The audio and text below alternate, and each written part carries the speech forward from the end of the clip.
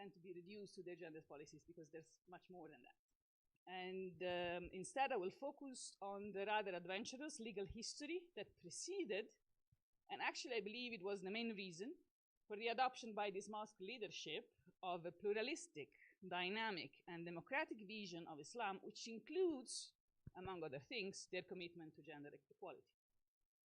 And I will approach this question with an apparently simple question: whose mosque is this? And more generally, who owns the mosque? Now, as the very beautiful presentation that preceded me made clear, the answer should be as much simple and be no human being. No one can own a mosque, because by becoming a mosque, by the very fact of institutionalizing a mosque, it acquires the status of a waqf, or a waqf dini, a religious waqf, and is an inalienable charitable endowment. It belongs only to Allah, it belongs only to God. So no human can reclaim it as their own. Yet I believe that neither the question nor the answer are this simple, because, yeah, if the mawquf, if the physical space of a mosque has no human owner officially according to Sharia, it has beneficiaries. It has people who not profit, but can take, can use the space. And it also has managers, the mutawalli, the trustee. And the human participant to the management, if not the ownership of the mawquf, can open up to litigation, abuse of power, injustice, anything that characterizes, unfortunately, us as humans. And this is actually the story of the Claremont Mosque, how it begins. So the story of the mosque begins in 1854. Actually, it begins 3 years earlier. So the building itself was built in 1851 by a man named Slamdeen, a member of the local Claremont Muslim community who had accumulated considerable wealth working as a mason and a coachman. And so after making fortunes, he decided to return some of his fortune to the community and to God. This is a copy of the original deed of transfer from 1854, and transcription of what I think is the most interesting point. As you very well know, Muslims in South Africa are a minority, so they're Muslims subject to a non-Muslim law where waqf is not a thing, it's not a legal thing. So the actual deed of transfer, according to South African law, distinguish two kinds of actual ownership. Call it property. It speaks about transfer in full and free property. So it has a beneficial ownership, which is the Malay community of Cape Town. I'm sorry for the use Malay, but it was used in that time, so Cape Muslims. So the entire community of Claremont is the beneficiary of the mosque. But there is also a legal manager, actually a legal owner, although it's called trustee, because the property is transferred in full and free property to Imam Abdullah Rauf of the Buitengracht Street Mosque, so another mosque. This last word, or his successor in office, will become extraordinarily important more than a century later. However, for approximately 100 years, there was little reason to ask what precisely this word meant.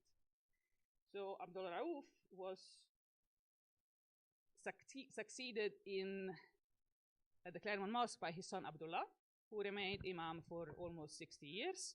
And after Abdullah's death in 1922, the imamship passed successively to his three sons that complexively governed or ruled the mosque for more than 40 years. So by the middle of the 20th century, a particular answer to my initial question had become embedded in practice.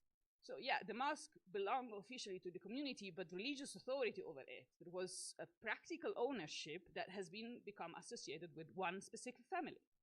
So for more than a century, the Claremont Mosque had developed what we might call a dynastic imamship, which is rather common for Cape Town at that time. But the crisis arrived in 1964. And following the death of the last of Abdullah's three sons, Imam Rauf Abdullah, better known as Abdurrauf. The crisis does not start as a personal issue. The problem is that by then, the Group Areas Act had transformed Claremont. The area was declared a white area. So many members of the mosque congregation were forcibly removed. So the entire social world, the community that has sustained a neighborhood mosque for more than a century was literally being dismantled by the apartheid.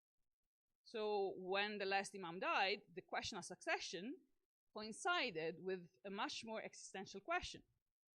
What kind of institution this mosque can become when the community around it is being destroyed? So some members of the congregation refused to accept the automatic succession of Abdurrah's nephew named also Abdullah, and they established a committee and claimed the right to participate in the administration of the mosque. So the point is not just ownership, it's who should administer the mosque, who should take their revenue.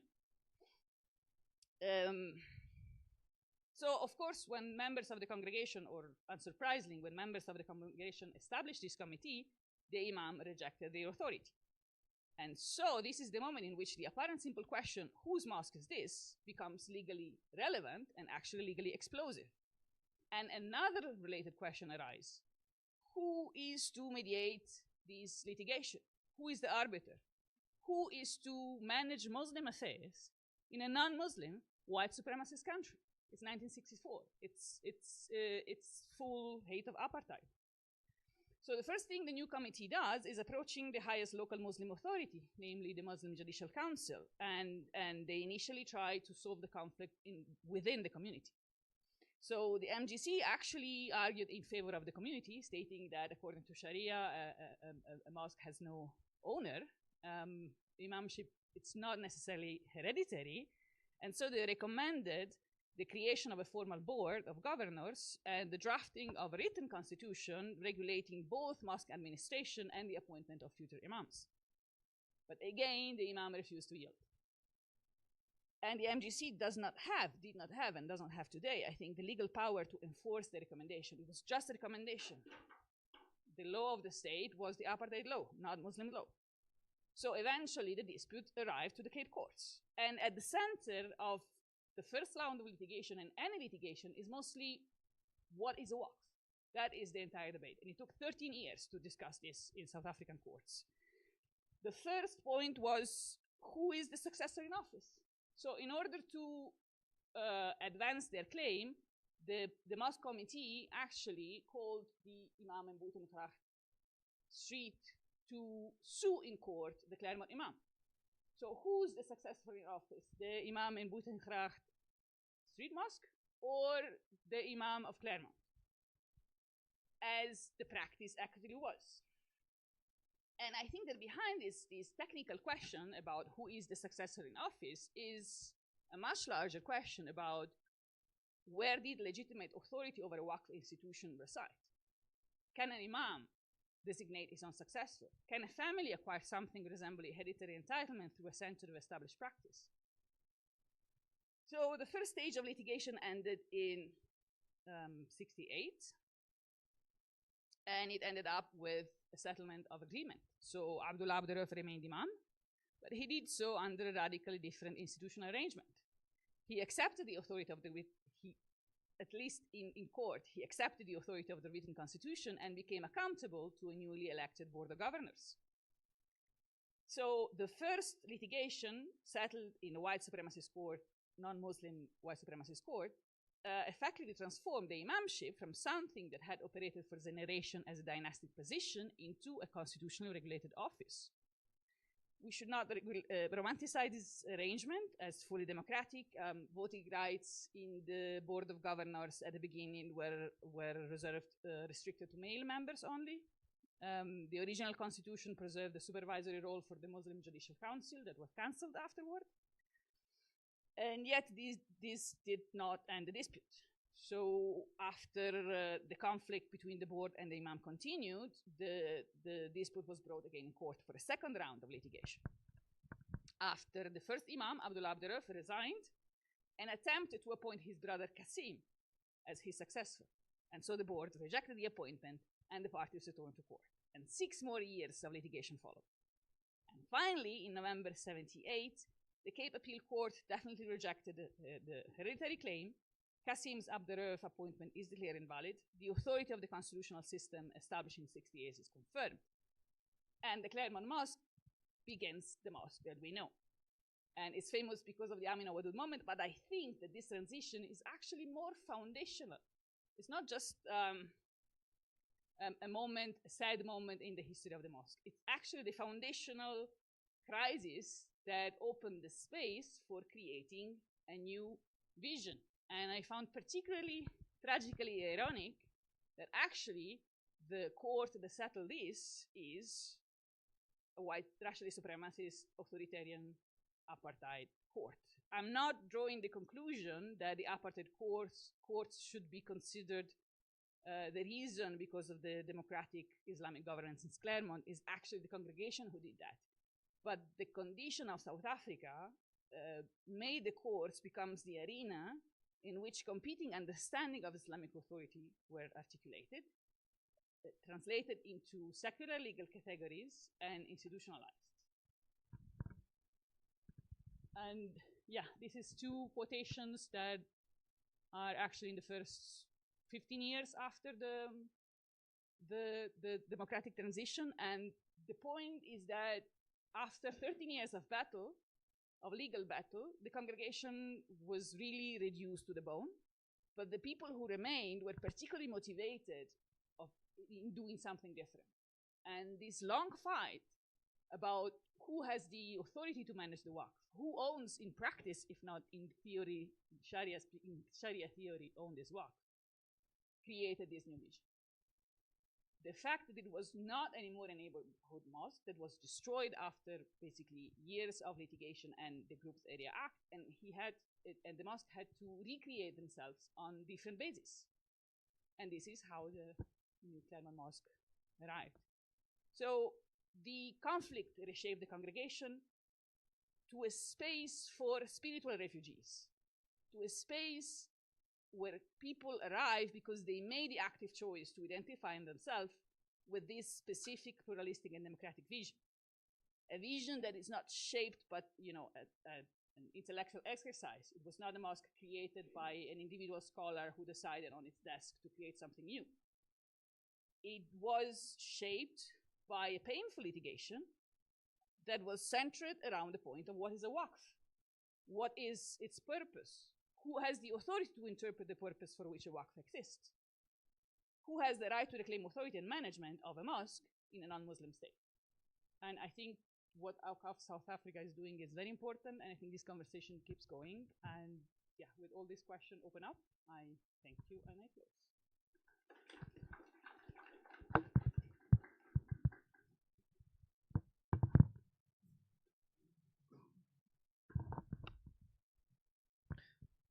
We say thank you to Dr. Piki for that very interesting deep dive into some of the practical dynamics regarding Waqf that have been established within South Africa. I think it was a very, very enlightening case study of the realities that may surround Waqf and the challenges that do exist. So with that said, I would like to introduce our next speaker, Professor Yusuf Dadoo, who is a veteran of South African academia. Firstly, he's a Hafiz of the Quran, and he's an expert in Arabic language and Islamic studies, and he has been associated with the University of South Africa, UNISA, for many, many years. And Professor will be speaking to us about Waqf and its civilizational development role.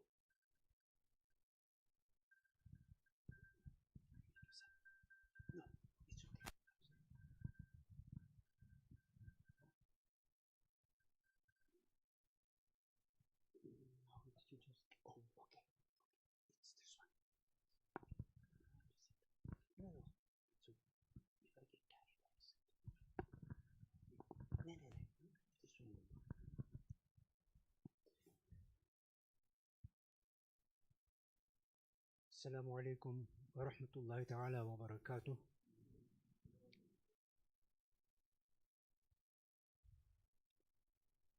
With the limited time at my disposal, let's just get into the business.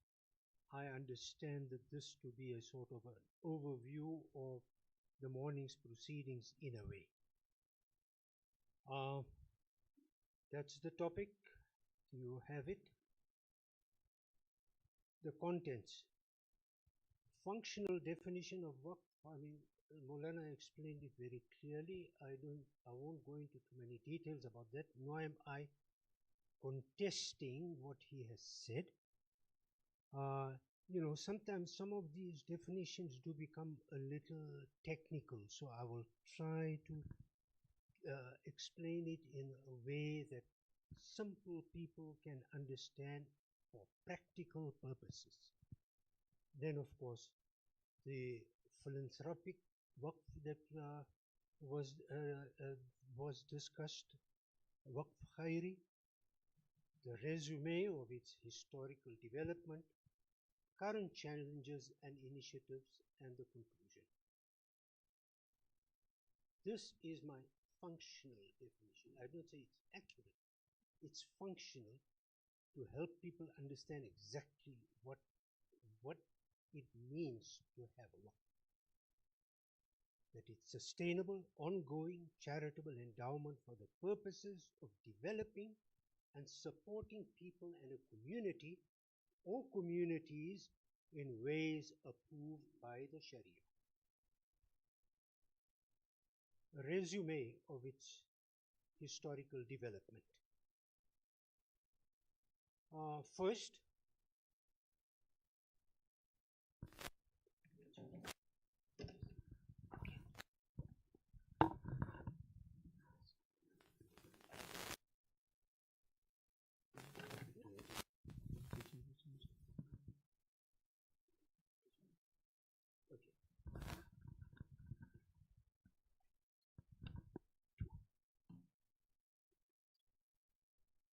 spoke louder, it won't work. Okay, all right. Okay. Okay, all right. The first examples of waqf appear from the Sunnah of Nabi Sallallahu Alaihi Wasallam himself, where he had acquired land and he donated that land for the Masjid at Quba.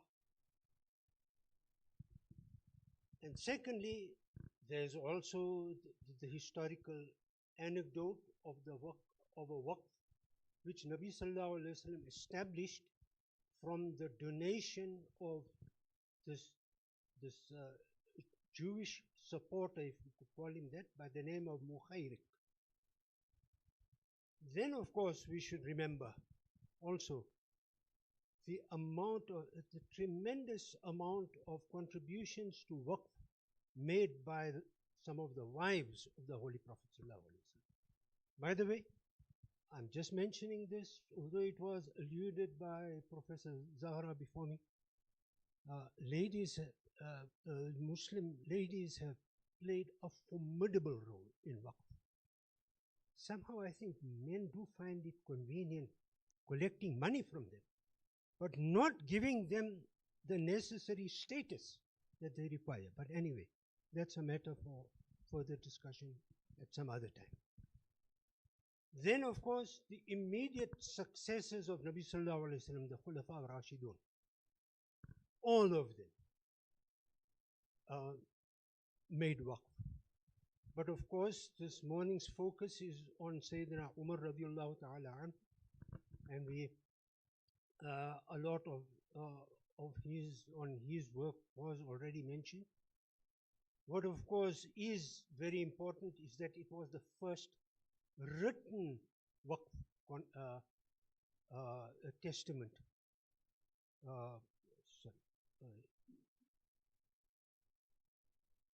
Okay. It was the first written waqf made by a Muslim. But then also we need to remember that one of the trustees was Sayyidatina Hafsa radiallahu ta'ala anha, his own daughter, and of course a wife of Nabi Sallallahu Alaihi Wasallam.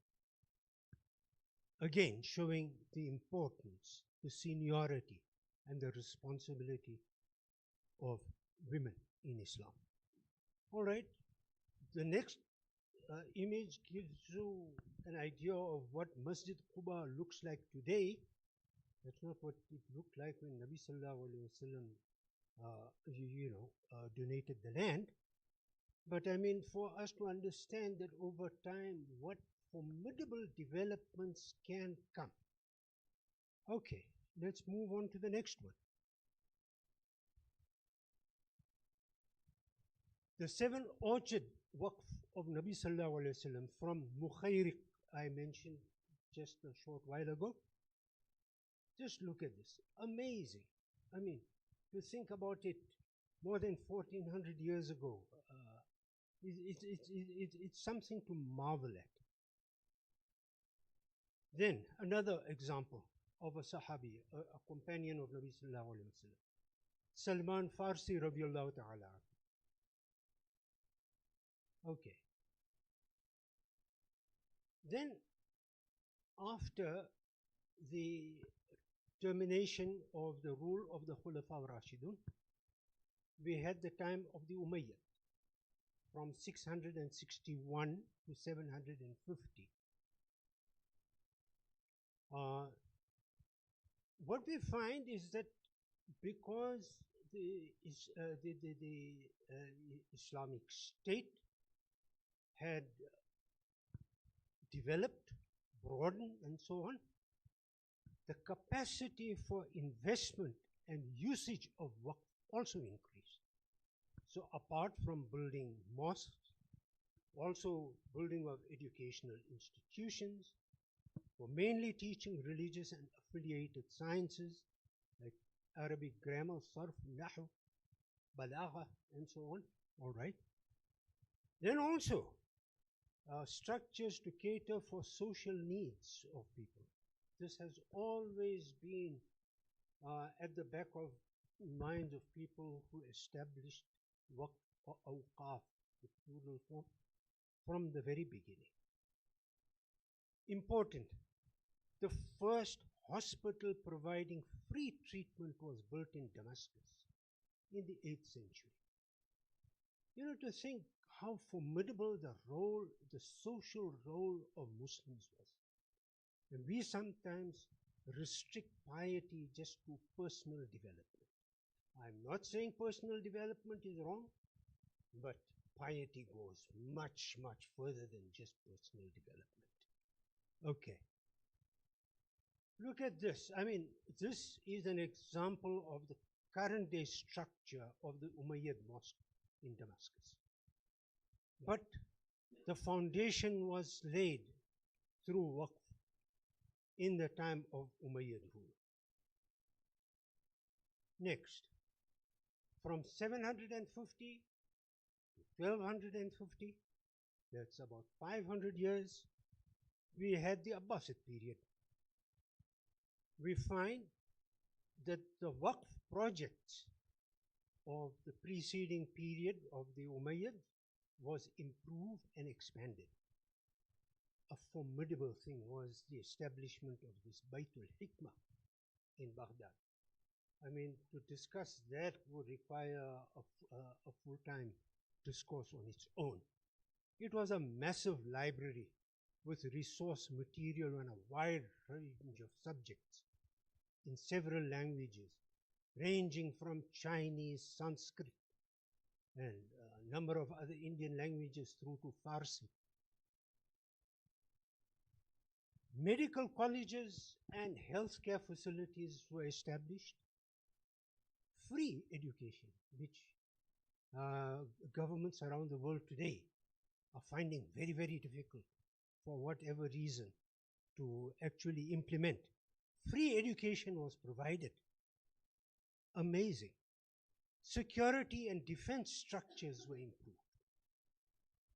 And of course, infrastructure. Oh, yes.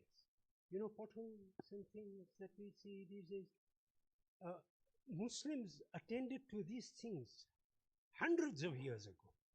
These are a shameful creed, lot of people that we have around today. But Muslims did it, showed it, and if it could be done then, why can't it be done today? Right. Examples of some of these water innovations, the water wheel and so on. Okay. the rule of the Ayyubi, Salahuddin Ayyubi in the 13th century. The education priorities. Number one, massification. Massification means making education accessible to all, regardless of age, gender, anything else, or social standing, which was also to include children. So, I mean, when we speak about kindergartens and all that, I mean, that's old hat to Muslims. Muslims established institutions for the development of their children centuries ago. Then, of course, in the case of Sultan Salahuddin Ayyubi, there was a particular institution named after him, Madrasa Salahiyya in Jerusalem, where Sharia sciences were taught, also engineering, cosmology, and economics. So you see, dunya and akhirah go together in the Islamic way of thinking. We don't differentiate between the one and the other. Okay, the next one gives a pictorial image of the Madrasa Salahiyya in Jerusalem. Now look at this. The hospital at Qalawun in Cairo, founded by the Mamluk ruler. This was known as the slave dynasty. The ruler by the name of Mansur in the 13th century. Just for you to see. Some spectacular waqfs in Africa. I'm going through these things very quickly. But of course, we're open for discussion, whatever I'm in a position to contribute, inshallah, I will gladly do so. The Qarami University was mentioned earlier. This is a pictorial image of the city which still exists to this day. Another, Zaytuna University in Tunis, built between the 7th and the 8th centuries. And you see waqf here, built on the donation of 703 people. Al-Azhar, sometimes mistakenly regarded as the oldest university in the Muslim world, which it isn't, but anyway, let's not argue too much about all that. Al-Azhar, Cairo, established in 975. In other words, in existence for more than 1,000 years. All right, let's give this formidable contribution by a Muslim lady in South Africa, the first masjid that was built in Cape Town. Do you know about this lady? Sarah van der Kaap, right? She was the wife of one of the Dutch whatever governors or whatever. But of course, she was a Muslim lady, and she gave this land on which the Masjid Awwal stands in Cape Town today as waqf, which is still in use. This is an image of the inner sanctity of this masjid, the Awwal Masjid. It was built in 1794. Of course, I'm sure it must have been rebuilt and improved upon many a times. A formidable time. Oh, I mean, if we have to go into the contributions of the Ottoman, the Osmani, the Ottoman rule from 1299 to 1928, Turkish rule. Besides interest in hospitals, they also built fountains, which was the trend in those days, you know, fountains for drinking water. So that, I mean, you didn't have to go and buy some bottled water or something. There were fountains in existence everywhere, right? There were hospitals, inns, inns where people could could sleep over. I mean, you know, there weren't all these hotels and bread and breakfast and all these other things that come up today. So, you know, among our older people, we used to speak about Musafir Khana and this and that. Yes, all these things are all legacies of that system. There was also a focus in Ottoman rule on public schools and libraries for the benefit of all citizens. That was all could use them. You didn't necessarily have to be on a special social standing to enjoy these facilities. Schools, of course, Ottoman rule, well, of course, the headquarters was, of course, Istanbul in Turkey. But in outlying areas also they built schools. For example, there were certain schools that were built in places like Makkah. They also built military schools, which, of course, you know, Napoleon came onto the scene much later. The Ottoman rulers realized the value of military schools because, I mean, with threats coming from some of these intruders, it was important that they needed to train their army well. Waqfs established to support the efficient running of Al-Azhar, okay. But interesting, in the case of Al-Azhar, there was also a waqf for mules, which served the needs of the teachers' transport. In other words, teachers who taught at Al-Azhar, I mean, they had to travel from their homes, for which mules were provided. And how exactly was that facility made available? Through waqf. Hitherto unknown projects. Oh, this is an amazing thing, really. They had bread waqf, a waqf of the jug, a waqf for brides. I'm sure this might interest some of the ladies. Animals and birds. I mean, we could discuss some of these things if we get time. Sultan Bayezid, the second hospital complex in Edirne, Turkey. An amazing place if you have to go to, for treating patients with mental and neurological problems through things like listening to the sound of water, music, everything.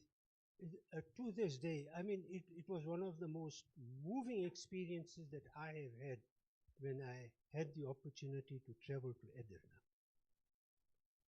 All right, here's waqf for utensils. Here, people took their broken utensils. If they couldn't afford new ones, they were exchanged for new ones. See. Modern period, all right, you know, there were internal and external causes for the decline of waqf. Sometimes we like to feel ourselves very sorry and say that, well, you know, it's always these enemies outside who did wrong. But first and foremost, our own internal structures, some of our own people did not keep a pace with latest trends in record keeping. As a result of which, you know, and then of course we had a whole lot of dishonest, unethical people who also joined onto the bandwagon. As a result of which, that was internal problems. External problems, colonialists saw that the easiest way to lay their hands on the wealth of Muslims is to nationalize their awqaf, their waqf. For example, that's what they did in India, all right? But anyway, we don't have time to go into all those details. Yet waqf has survived, but you know, there are new modalities. I mean, I'm not going to go into all these things. You can read about these things here. There are new components, like waqf of knowledge, intellectual property, services, and cash. Perhaps we could discuss them if you ever think it's necessary. use of smart work through technologies. Some of these technologies I have listed there. Perhaps we could discuss if we have time. An example of a modern work. Here, the International Islamic University in Malaysia. With that,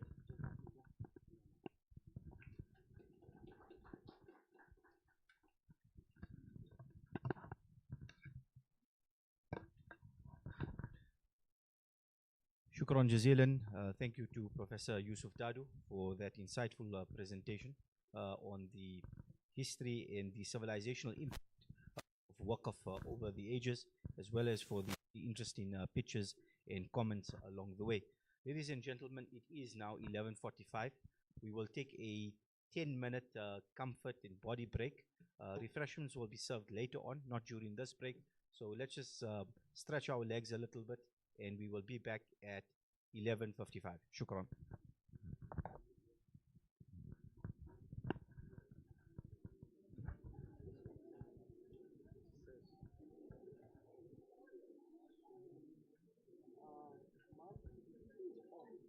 did you guys switch it off? Or? I never touched nothing. I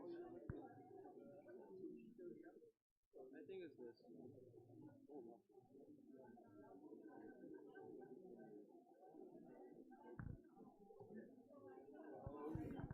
No, it's off. No, no, it's on. It's on. It's on. I can leave this here, right? Let's just leave this here. This here can be. Hopefully we can just.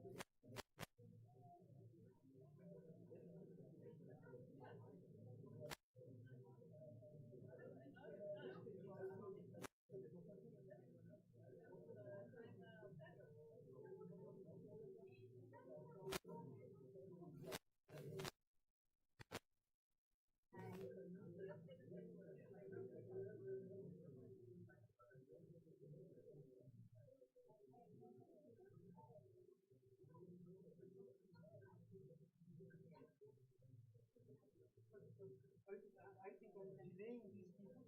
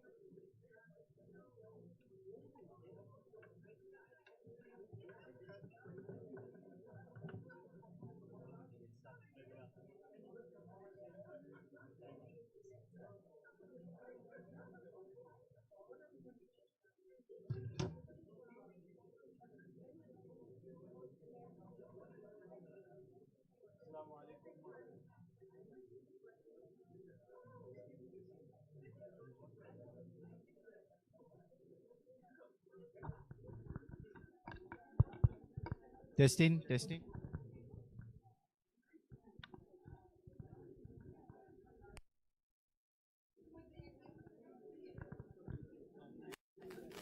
There's no sound on either one. So testing, testing.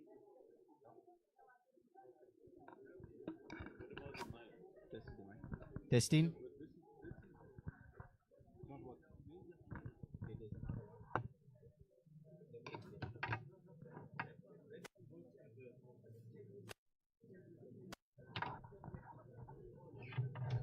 The receiver is on. Receiver is on. Yeah. It's on.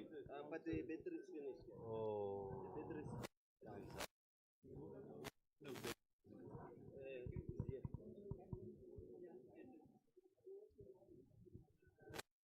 If the battery is like this, it's keep on out. On out. I think let's get some. Sorry. No anywhere? I think the batteries are dead or something. There's battery.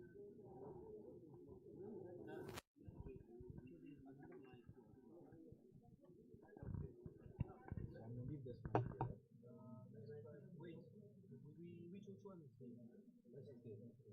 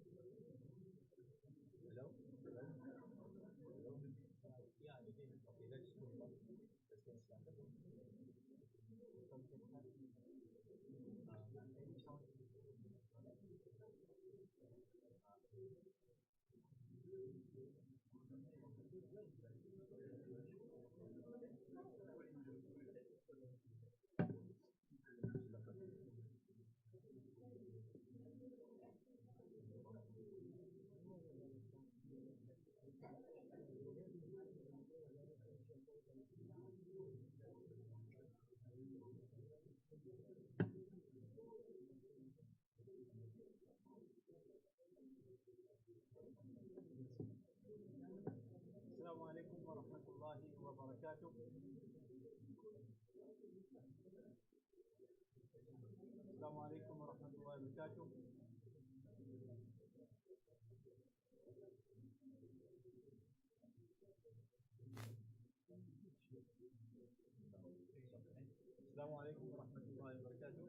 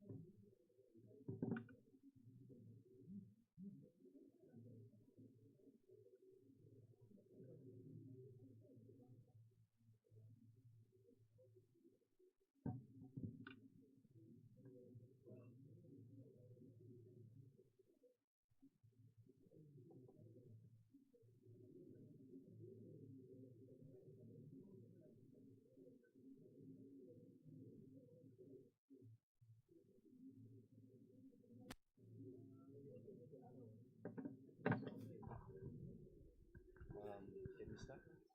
Is it working? So I should use. No, this is not working.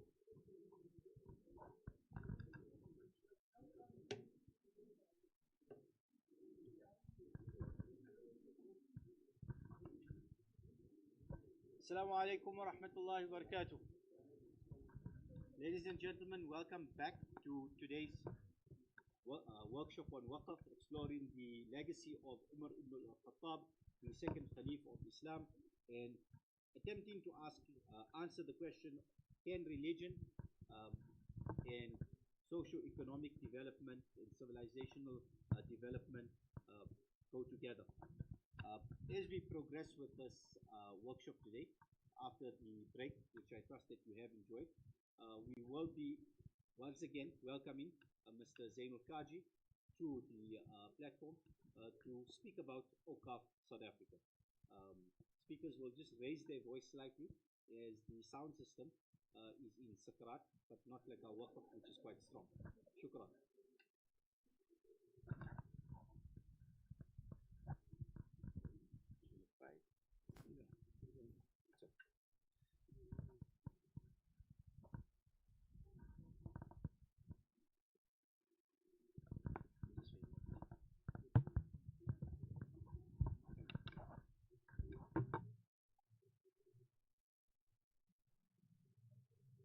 Assalamu alaikum wa rahmatullahi wa barakatuh. heard so much about the Waqf today, and I think that for me, it's actually a day where we attempting to immerse you into the whole Waqf system. I think we've heard about Waqf that was created, in fact, from the time of the Prophet ﷺ, and then we had this amazing historic Waqf of Umar ibn al-Khattab, and that became the standard bearer of all future foundations. And we see that today the whole Waqf system has taken another turn in terms of development. But what I'd like to do today is perhaps take you through to perhaps just reinforcing some of the concepts that we heard today. And then we will also look at some new developments, inshallah.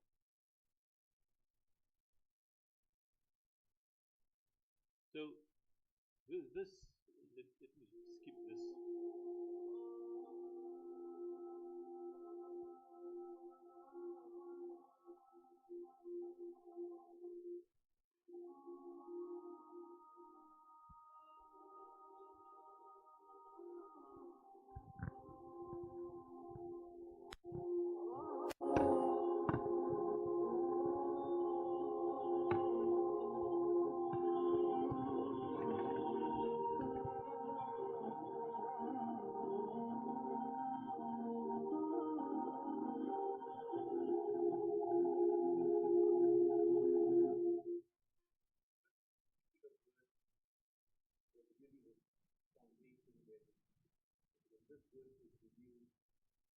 Many people came to the Prophet asking, Allah is asking us to spend, Allah is telling us that we will never achieve righteousness or virtue unless we spend on others of what we love.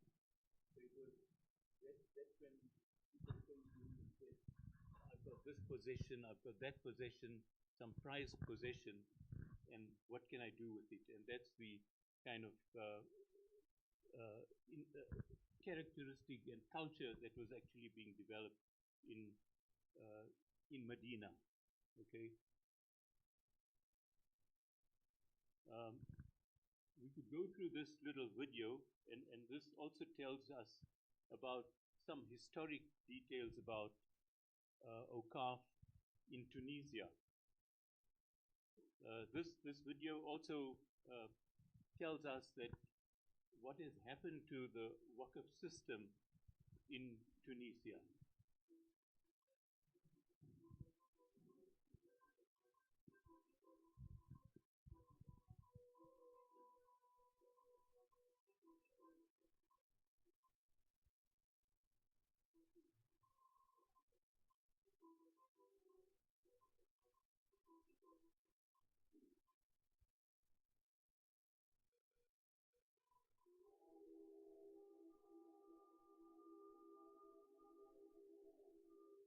One form of debate is the tradition going back to the Prophet Muhammad as Waqf.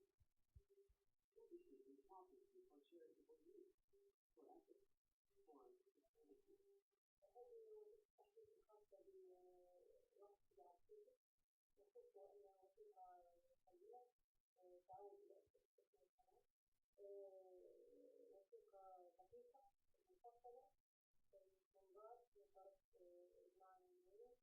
الأطراف المتدخلة في عملية التحديث المحدث والمحدث به وهي وثيقة تاريخية وتعتبر أساس وقف سياسي.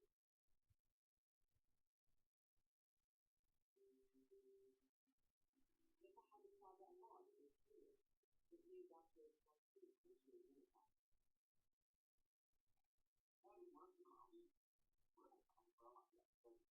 أوقف عليه 56 محل تقريب بالكامل، وهذه نظرة أخرى للمفكرين وإذا قد يكون قبل الدولة وقبل البوادر الشخصية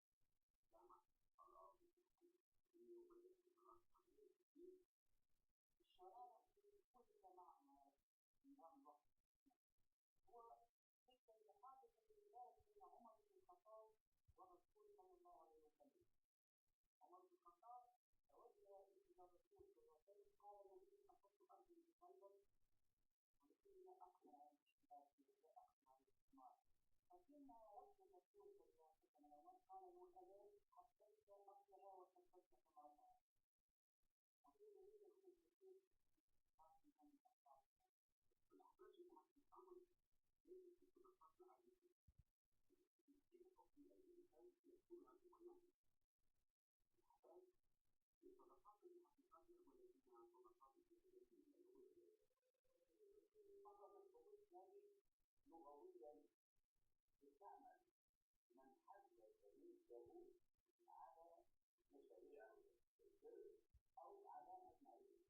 حتى لو كذلك تستعمل كلمه وقف يقف، يعني وقف املاكه على ذريته او على مشاريع خيريه اخرى التي بدات تتطور منذ ذلك العهد من عهد الصحابه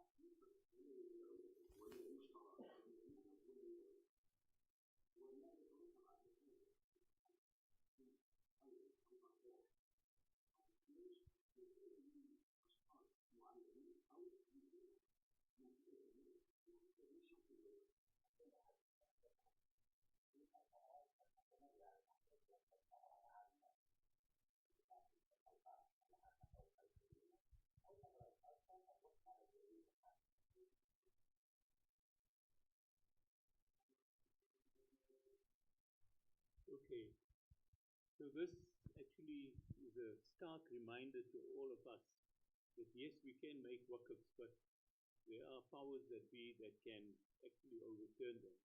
And that's why we need to be so careful about the waqf system.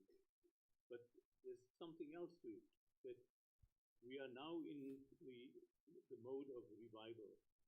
We've seen that the waqf system was decimated in many countries, in Tunisia, in Lebanon, in Syria, in Algeria, Morocco, and these were all nationalized, even in Egypt. We see very, very recently in India they've attempted to nationalize and to bring in more laws to curb and even confiscate the old waqfs.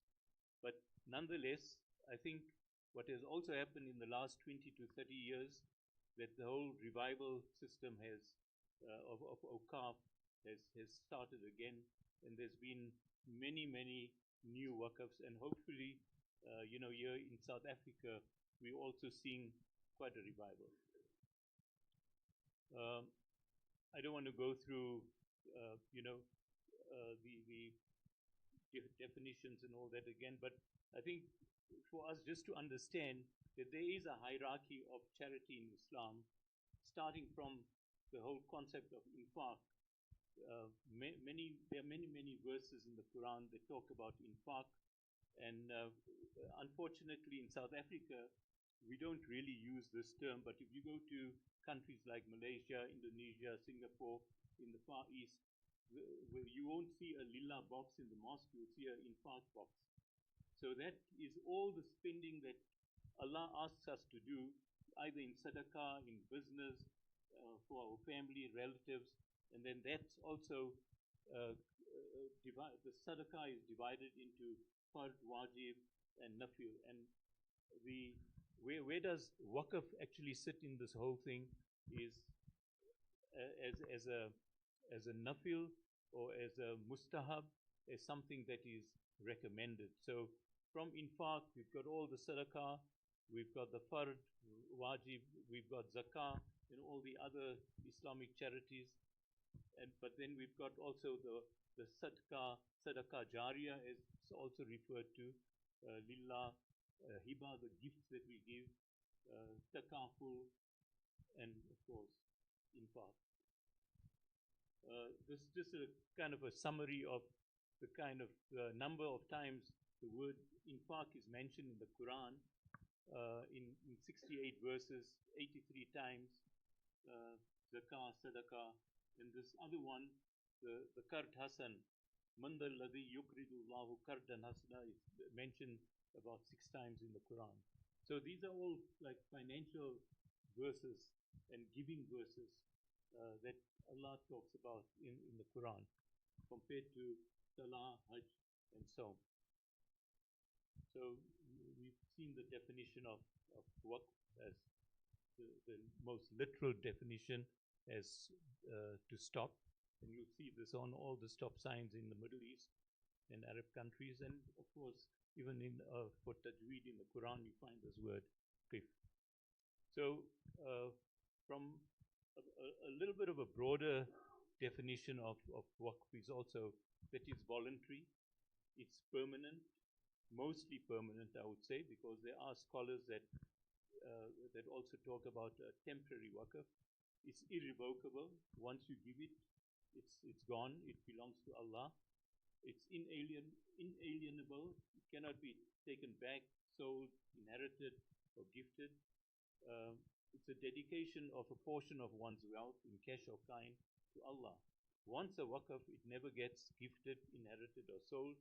It belongs to Allah, and the corpus of the waqf always remains intact. The fruits of the waqf may be utilized for any Sharia-compliant purpose in perpetuity. So it's about bequeathing the property and dedicating the fruit.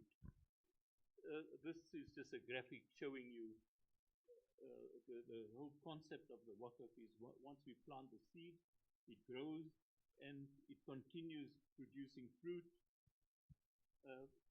literally forever. So it's a permanent kind of charity that we actually investing, that we look at a continuous perpetual benefit for others. Sometimes it's like the Mufti said, for family, for philanthropy, for mosque, for religious purposes, and we can also look at it as a joint charity, as some for family, some for the family as well, family and public. We talked about the waqfs of, in fact, the first waqf could be regarded as the Kaaba, Medina, Kuba, Masjid Nabawi. Then we've got all these other waqfs of the Sahaba, the Prophet ﷺ, and there are many examples of people that have made waqfs during the lifetime of the Prophet ﷺ.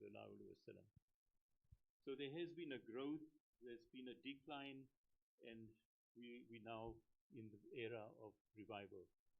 I'm not going to go through another video there.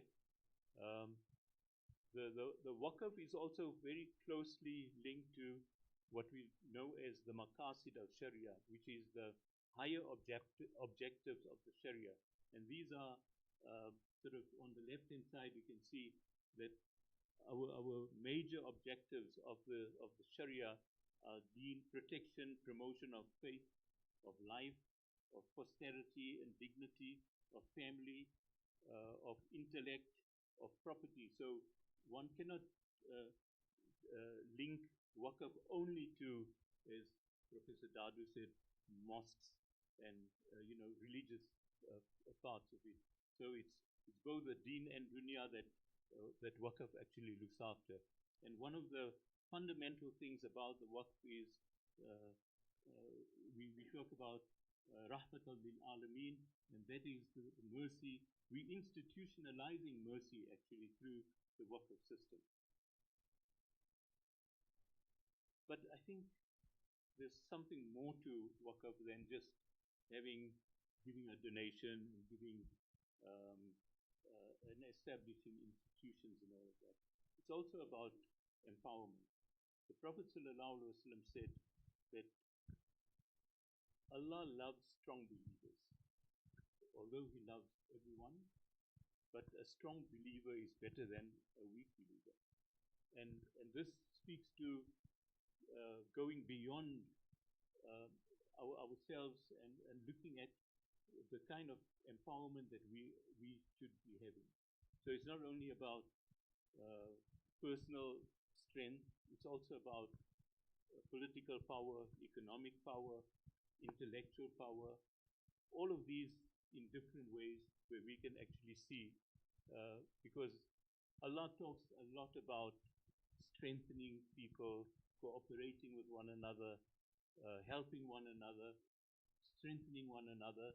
So the whole issue of qadr comes into play in waqf, and we can see this in terms of the vision that the Prophet ﷺ had in establishing this waqf system. Because if we have a waqf system, we also have a measure of power, a measure of influence, a measure of self-reliance, a measure of doing things for ourselves, not relying on anybody else. So that self-reliance and independence comes with it.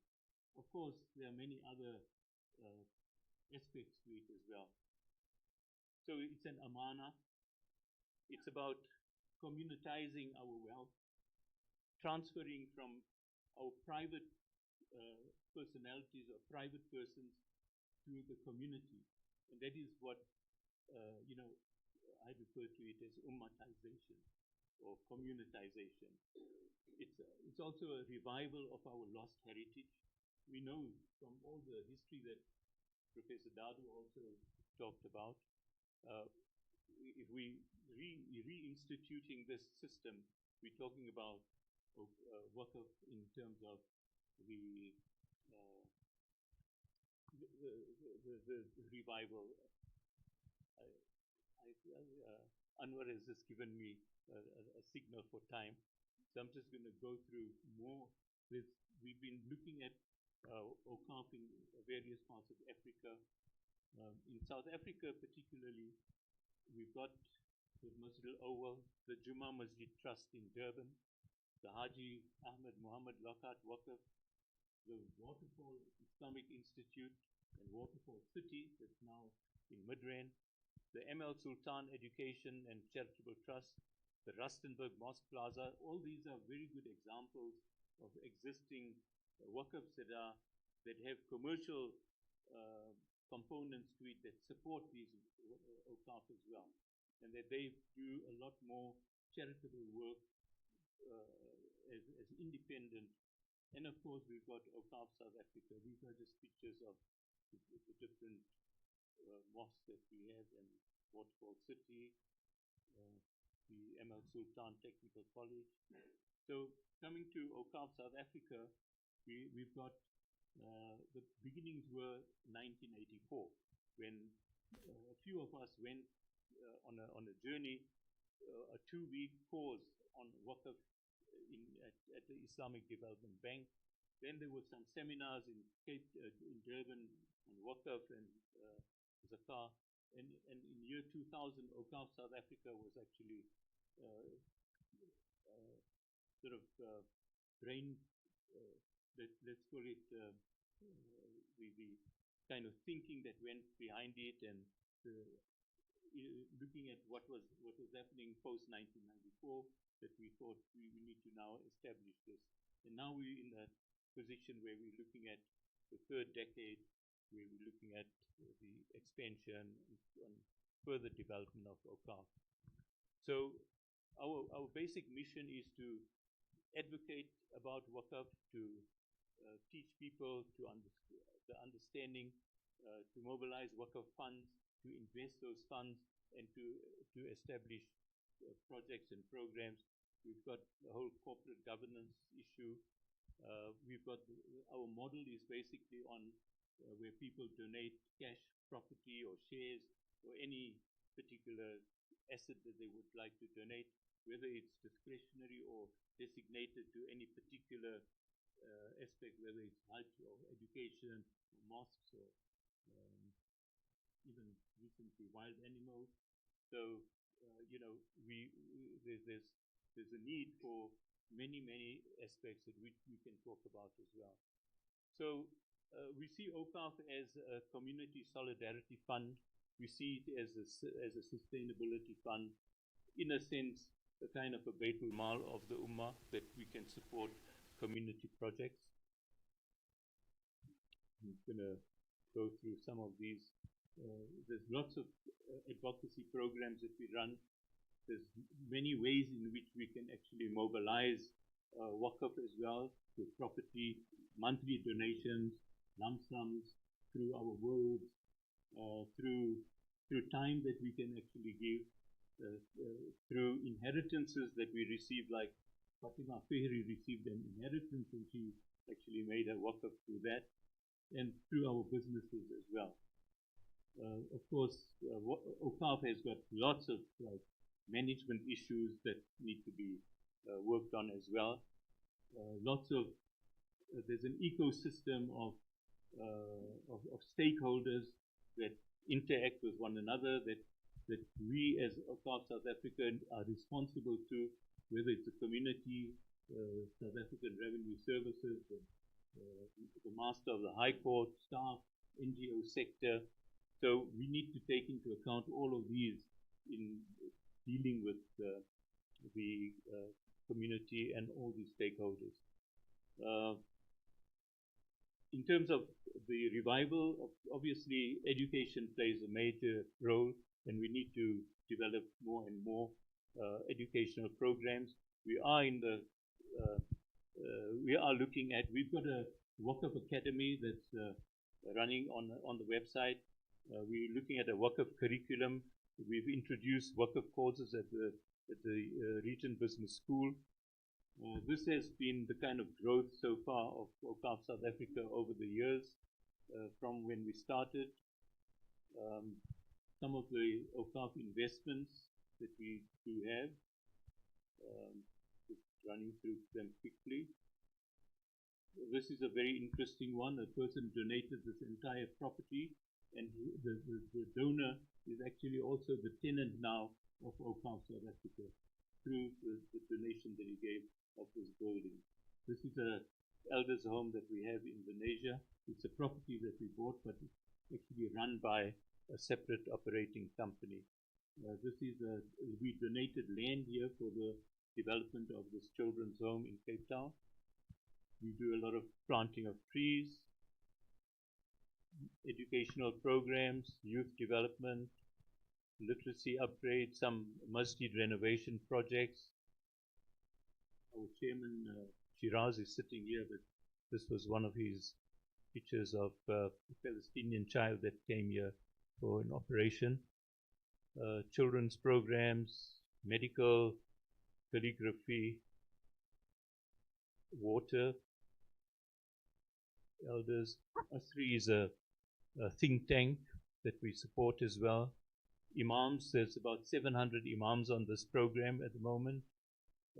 This is a partnership between OCAF and Turkey in terms of their food distribution.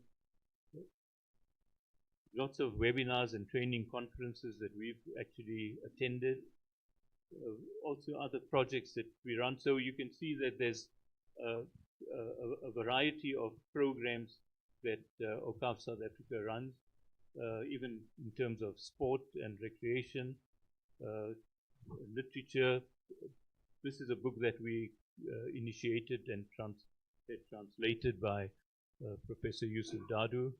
We received this Islamic Economy Award. One of the projects we're busy with at the moment is a governance code for Islamic NPOs. Dawa is quite a project that we do. We held a food security conference a few years ago, last year I think. And that's basically, our challenges are basically that we need to have more awareness and more knowledge about Waqf. From, I think, madrasa. I mean, today, if we ask people on the street also, have you heard about the word Waqf? They don't know. And that's not only in South Africa, in many other countries. We need more trainers. We need, obviously, in organizations, you need succession. So we need to start learning. We need to start propagating. We need more masters and PhDs in this field. And revive the system everywhere. There are risks that we encounter, mismanagement or fraud, non-Sharia compliance, and I think we had that problem with mosques actually, where there's disputes over who owns the mosques and all of that. So the way forward for us is that we still need to build the OCAF into a massive community fund. And our next target is R1 billion, and inshallah, we will not achieve it in 1 year or 2 years, but we will get there, inshallah. We would like to ask you to join as volunteers and as people who can also promote, teach our children, spread the idea to other communities, and make our legacy Waqf today. So, in closing, this is the call, and this is, I think, the definition I like the most. Waqf is the most powerful, sacred, strategic, sustainable, enduring, and empowering of all voluntary Islamic charities. Your eternal fountain of reward. Jazakallah khairan, and thank you for listening.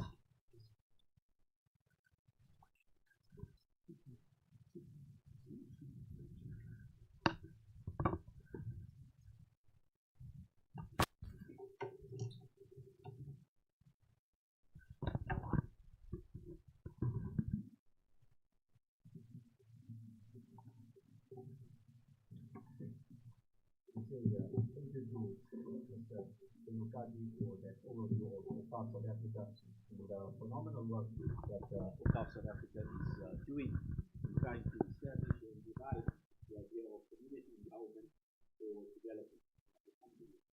We now move on to a discussion of today's program. We would like to invite Honorable Professor Zahra McDonald and Representative Kazi to join us in front for a discussion on Waqf.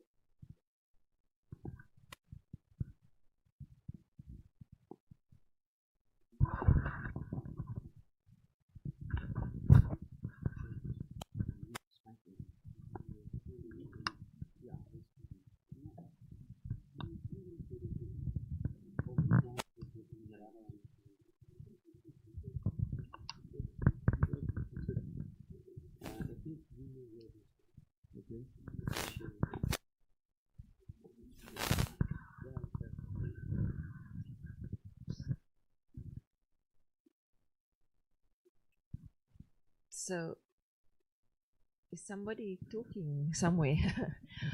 Yeah, maybe before we start the discussion, if I could ask you to just either turn to the person next to you or behind you, and perhaps tell them firstly your name, and then like what was the thing you learned today that you didn't expect to learn?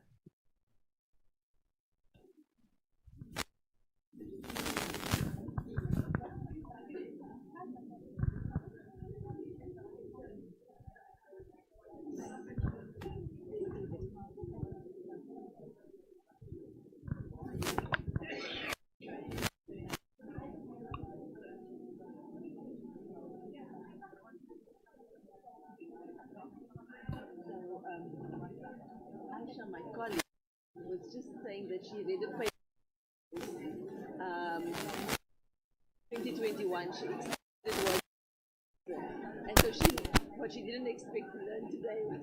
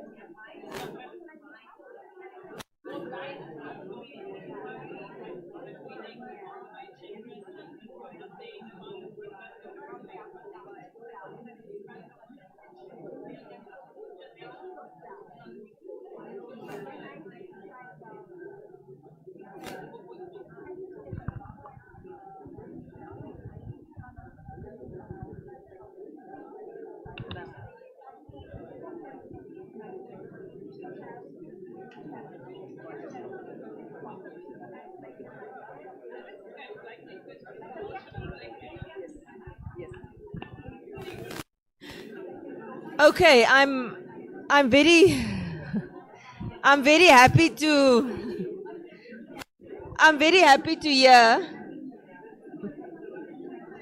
I'm very happy to hear that you learned many things. That you learned many things that you didn't expect. That is always a good thing. But this needn't be the end. Please connect, take numbers, splash it on social media, and meet for coffee or whatever else, lunch, dinner, to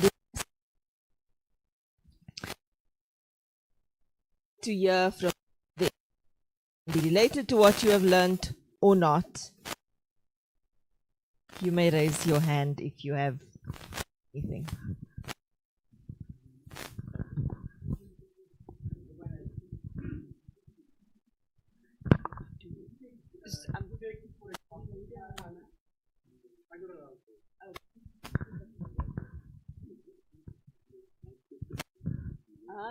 Okay.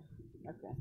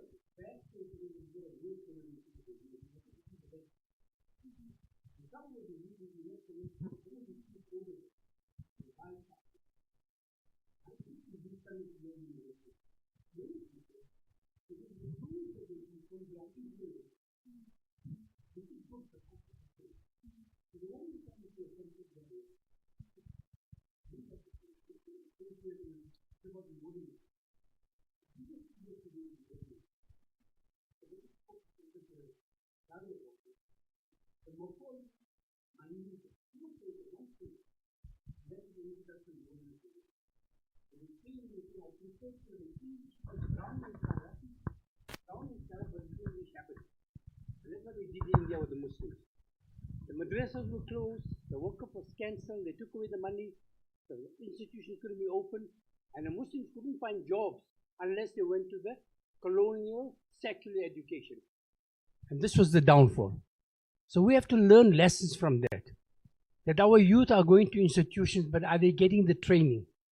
And they're not getting the training. So we have to invest in transformational universities run by us. And I think our industry's got to understand that we can train people to take over. There is no, foresight in how to bring leadership into the future, whether it's at home or whether it's in a family. You know the old Caledon's theory, 3 generations, and whatever you build up, you will destroy it. And this is what is formulated. Jazakallah.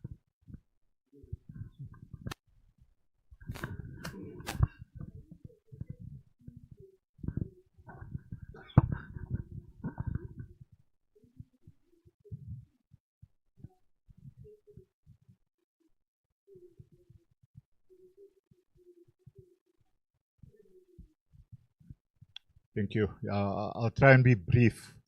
I think I have a bit of a divergent view. If we look around, and I think that there's a certain call to action that has come out, similar to what the gentleman has said. But I think that we have to have some honesty and look inwards. If we look around and if we look at who we are targeting, or the youth is not present. Those people that we want to fill gaps, I think Mr.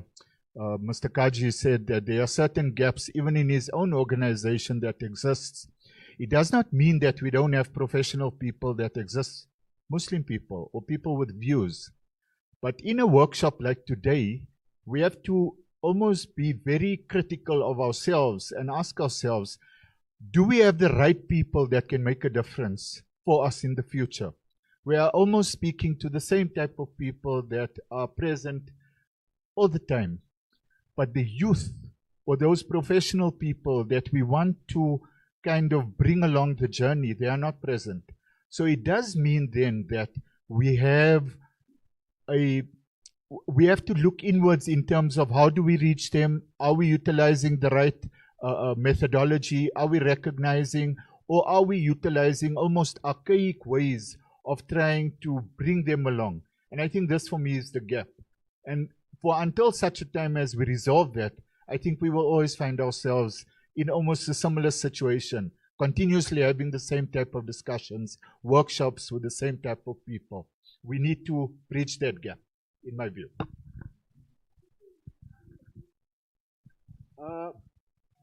I think, but if I look at some of, there should be more, right? There should definitely be more.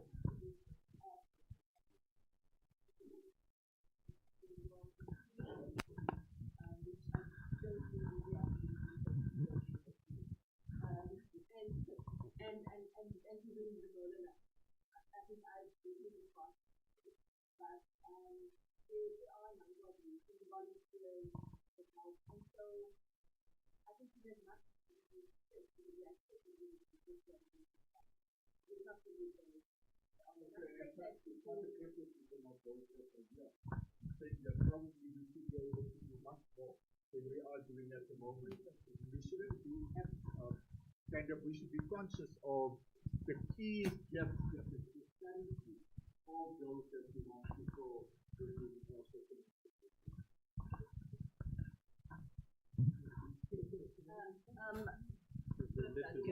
Okay. Very quickly. Sorry, a response to both speakers, very brief. I think in terms of your submission spoke about the situation in India and colonialism and everything. I think what we need to bear in mind about that is, if we are going to build institutions of knowledge, we need to know exactly what that knowledge entails. Some have been led into believing that certain types of knowledge is essential and others is of course mandatory, and something else is perhaps not a requirement for the society at all.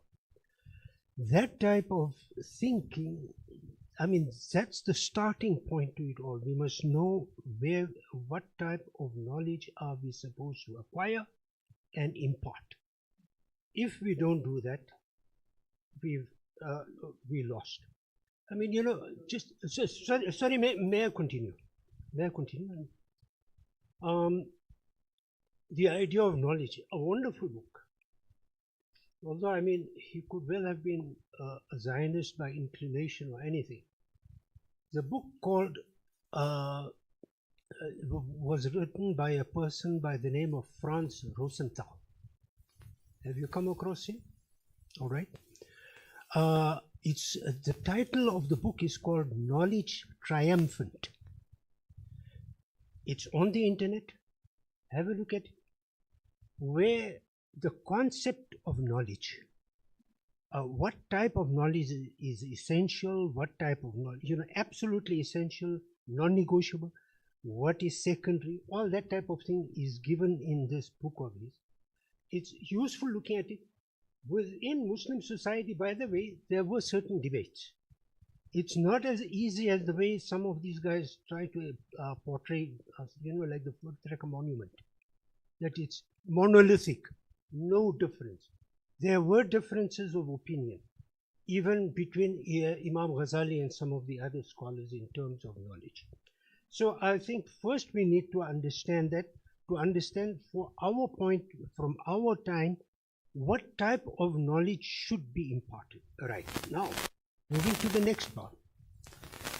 That is where I feel people, some of us, maybe our time is over. We can impart the knowledge theoretically, but practically, this is where the challenge comes in. Why we are not getting enough people, the youth, is modern methods of teaching. This is a different field together, in which I myself, I've got to admit openly that, well, I'm not an authority. We need to get people in pedagogics and communication theory and whatever else, people involved with the youth who also know media, multimedia, social media, how best to convey. So that's how I would understand. Thank you. Unfortunately, we don't have too much time, but we'll move on to a few more questions.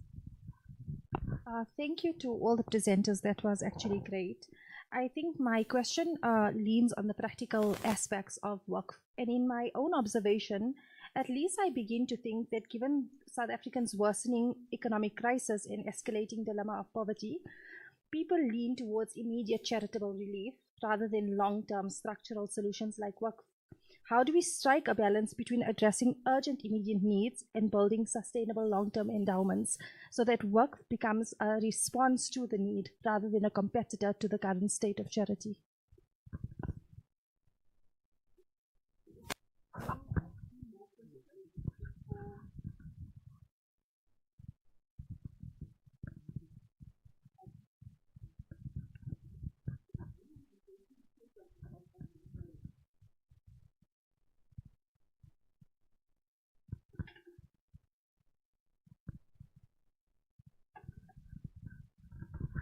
Assalamu alaikum. I've just got a few questions.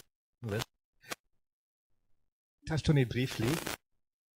In our modern environment, Professor Dadu, what do you think work object? What are the workers we could establish? Institution, what workers for today? And Uncle Zainal, I think I have a question. Technology-wise, I think technology is a very important shaper of institutions these days. What are the technology demands on a modern worker? And then Professor Zahra, I just have a question from your side. I mean, we mentioned something about the women, about women and their participation in workers and their involvement in workers.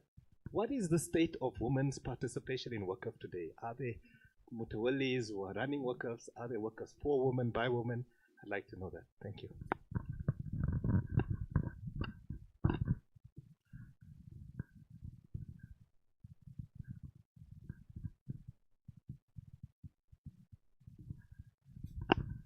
Okay. In terms of technology, I think we need to be up to speed with technology. And I think with the blockchain, and you know, now with smartphones, if we can actually automate and protect waqfs through technology and give donors access to what's happening to their waqfs and so forth, I think that would be like our ideal step going forward. If we can achieve that, I think we'd be really. And there are organizations in other parts of the world that are actually that have already implemented blockchain, for example. So you could actually literally have your waqf, and it could be traced back. You know, probably after 1,000 years, it will still be there. So we need to do that anyway.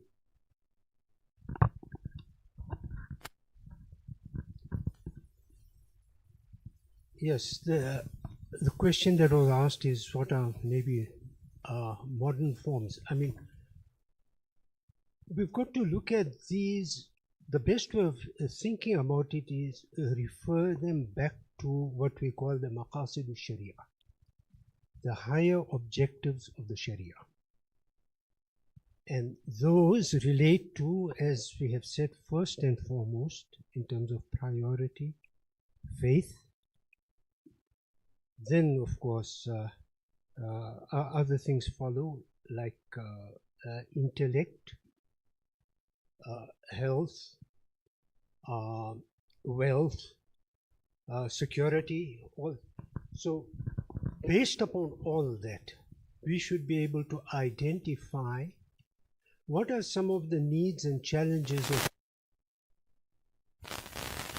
Well, I mean, this might be a very broad, vague answer, but say, for example, we speak about this as a knowledge, a knowledge era. So exactly, couldn't we have any waqf, awqaf dedicated to different types of knowledge, right? Where, of course, we retrieve and disseminate, or whatever we do. That's one of the examples that I can think of. What about, all right, speaking about health, wealth, again, in terms of awqaf into, say, for example, particularly modern prevalent illnesses about which people seem to know little or nothing. Things like, say, mental illness. Mental illness is stigmatized.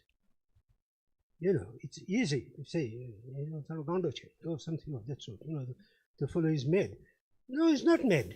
It's not a question of being mad. There are different forms of irregular behavior. We need to understand that so that we can, you know, or for that matter, what are some of the social structures that we need to put in place to alleviate poverty? I was watching a video on China. They say that, you know, it's unlike what Westerners say that, you know, the Chinese hide their poor people, which is not true. What happens is the state provides a certain amount of allowance or funding, but besides that, it also applies social, opportunities to them. For example, involving them in certain types of projects like public transport and so on. Are there things like that that we could think of in terms of awqaf in our present time? First and foremost for our local South African environment before we go global, because it's always good to think local before you think global. Yes, that's basically the answer that I would give. I hope I have answered every question that has been raised to me. Thanks for all the questions and the participation. And Aisha, I think your question is an important one. Striking the balance between charity and sort of structural reform, which, given the perpetuity of Waqf, is what it could enable and what it has enabled in particular situations.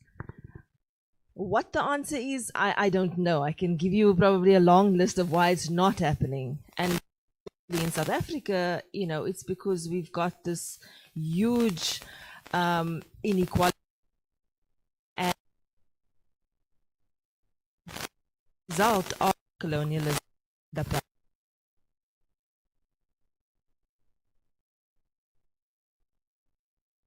we currently have.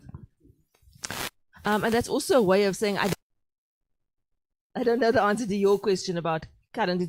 It's easy to find the histories, and perhaps Zainul has examples from OCAF of women that are currently involved in WACs in whatever form. And I think while I was reading about it, what was interesting was also the governance of WACF and or of WACFias, because that then speaks back to the issue of leadership and education and what are the kinds of knowledge that we need to be sharing in our communities. And I think they are all intertwined, and that the modern education has seen education in silos, and has placed people in silos because of it.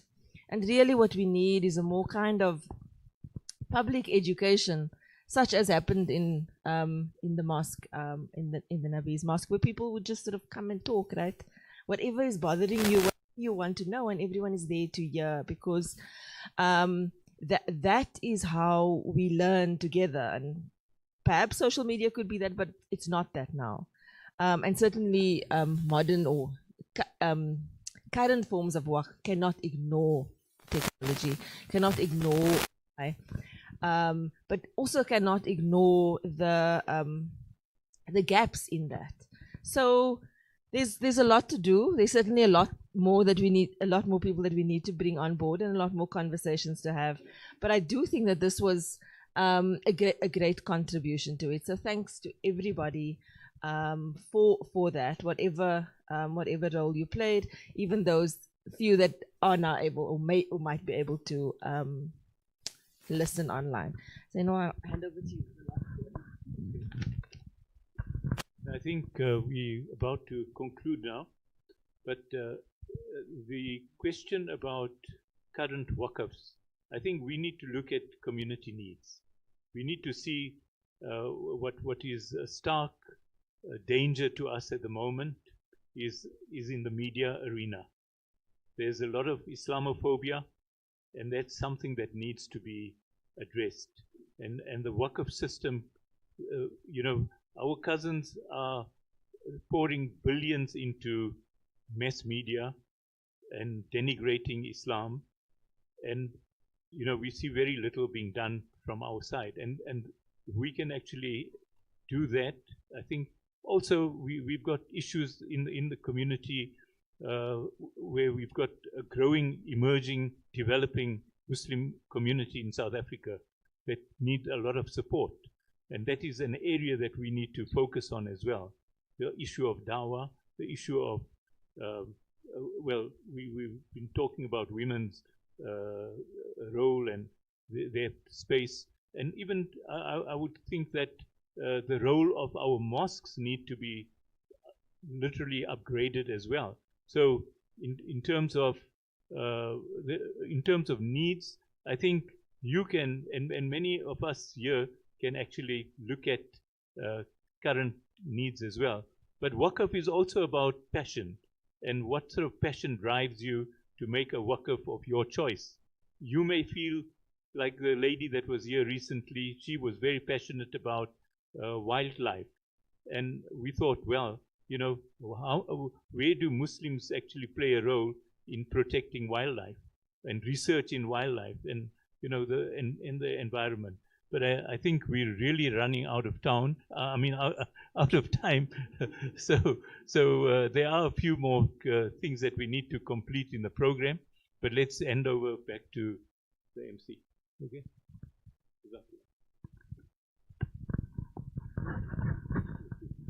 Jazakallah khaira.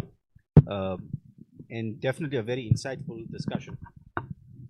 What definitely has to take place is that we, as a community, as a society, need to be given a lot more time and effort towards basically very deep thinking and considering the implications and the consequences of our actions. In the rising Islamophobia that we see in South Africa, it's not emerging out of a vacuum. That's a fact. Can Waqf play a role in addressing such Islamophobia within the media space? We hope so, inshallah.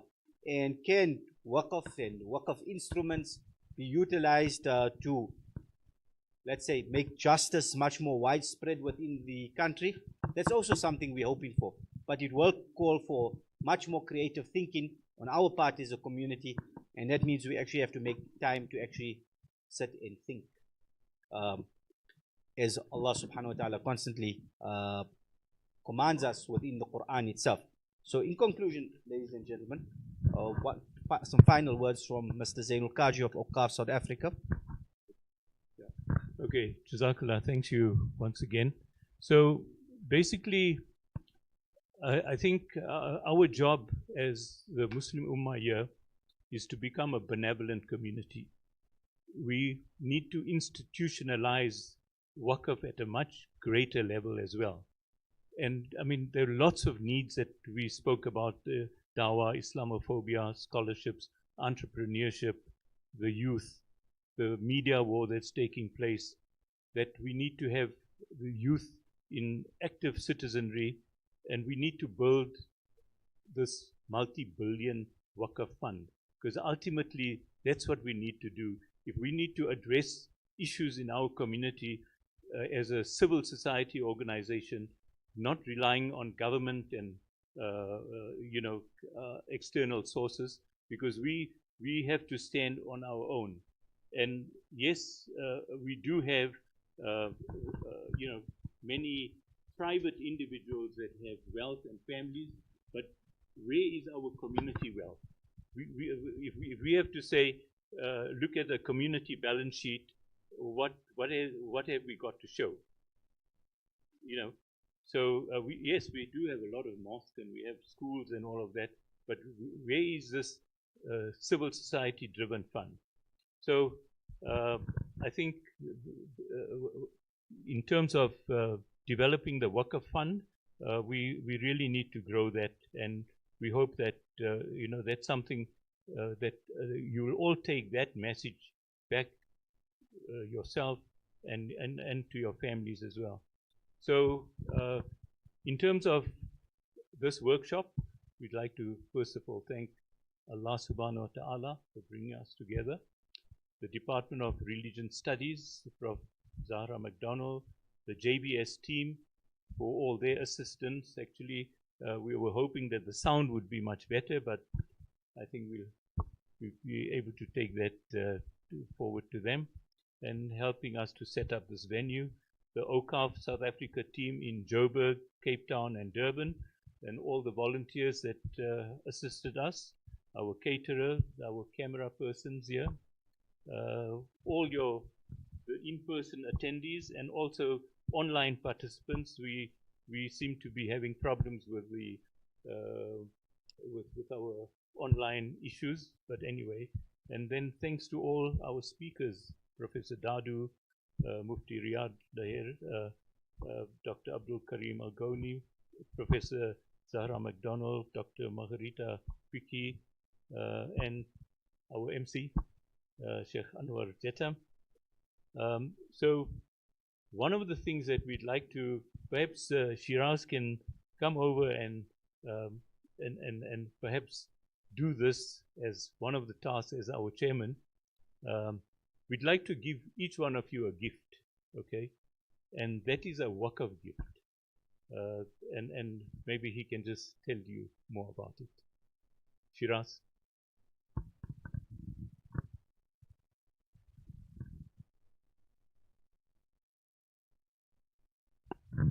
Assalamu alaikum.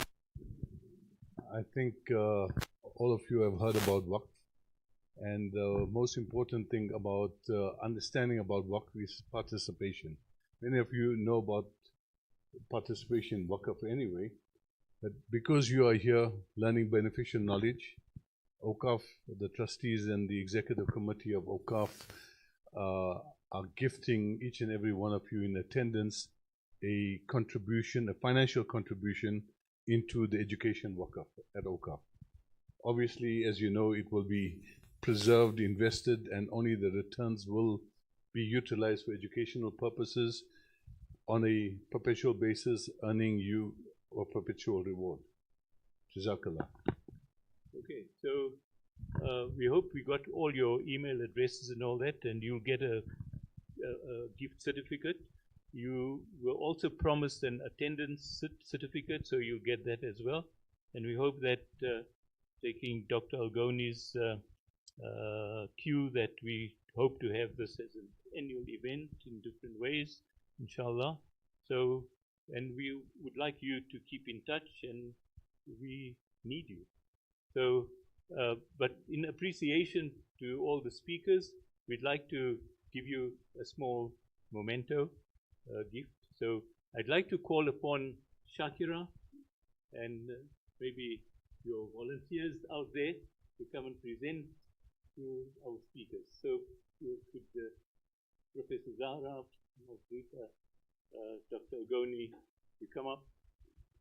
And with our cameraman, camera lady. Okay, so okay, so you can give to Professor. Maybe you can do it here in front of the. Yeah. Okay, so Professor Zahra.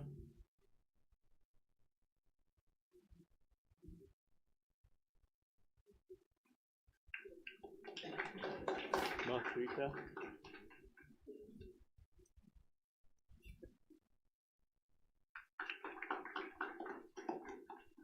Dr. Algoni.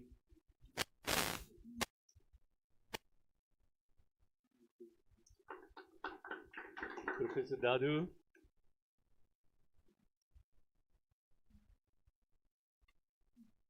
And our MC.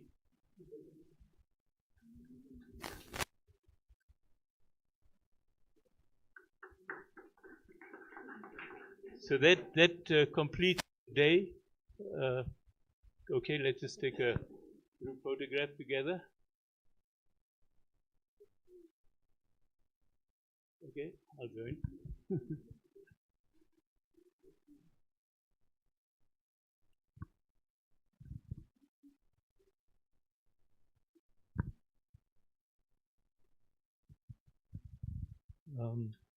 Will you do a closing there?